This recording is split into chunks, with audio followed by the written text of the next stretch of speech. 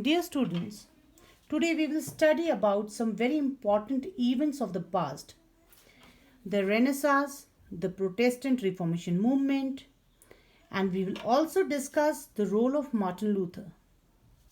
First, let us take the Renaissance. Renaissance was a cultural movement which began in Italy and later on spread to other parts of Europe between the 14th and 15th century. The literal meaning of the word Renaissance in French is rebirth. Rebirth of knowledge, rebirth of learning. This brought major change in the society, in its culture, traditional norms, and beliefs at that time. So, Renaissance was the rebirth of Greek and Latin learning, led to a cultural movement which changed the ideology of the European society. Renaissance was noted for two main features: scientific inquiry and humanism. Scientific inquiry was the eagerness to ask questions, logical questions, and seek answers in a scientific method, where scientific method involved observation, experiment, and logical thinking. These were the modes and methods to seek scientific answers, which resulted in many inventions and discoveries. Some of the most important discoveries that time was made in the field of astronomy by Nicholas Copernicus.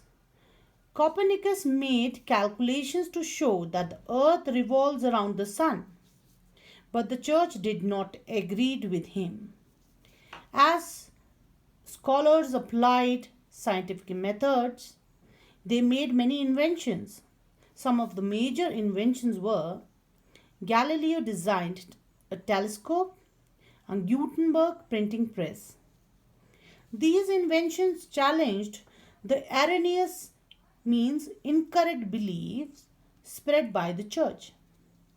With Galileo's telescope, he proved that Copernicus was right.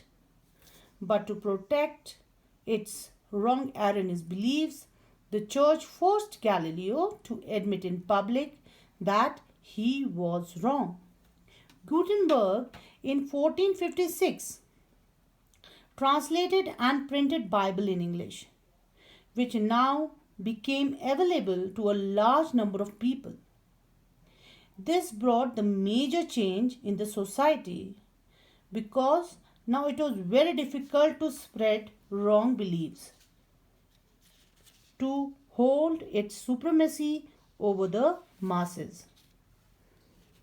The other important feature is humanism.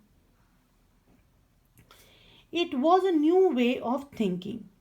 In it, the subject of study was human itself. It was an ethical point of view that emphasized the dignity and worth of individual people and also rejected claims of supernatural influence on humans.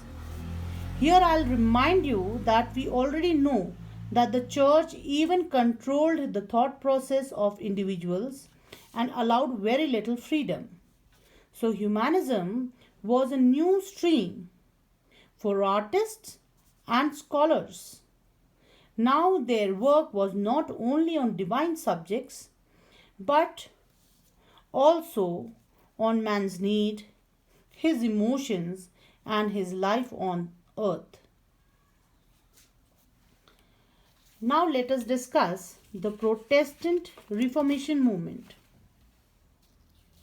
The Protestant Reformation movement was a protest against the widespread corruption which prevailed at that time in the European churches. The Roman Catholic Church was headed by the Pope, and the Pope exercised unquestioned authority over the rulers and also over the people of the Western Europe. He exercised his authority over them by maintaining his own army,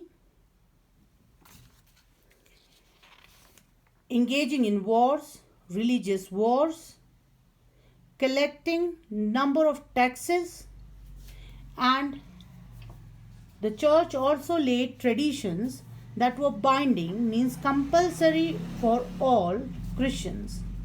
Christians who disobeyed or questioned church norms were declared a sinner. They were severely punished and could even be burned. Church also accumulated, means collected, lot of money by charging people in various forms. These various forms were taxes, tithes, and indulgence. The church collected money by taxing the land owned by the church. Tithes, the 1/10 income of every Christian, was compulsory to give to the church, was known as tithe. Indulgence were letter of pardon for their sin. Selling of indulgence was prevalent at that time in the European churches. So it was a common practice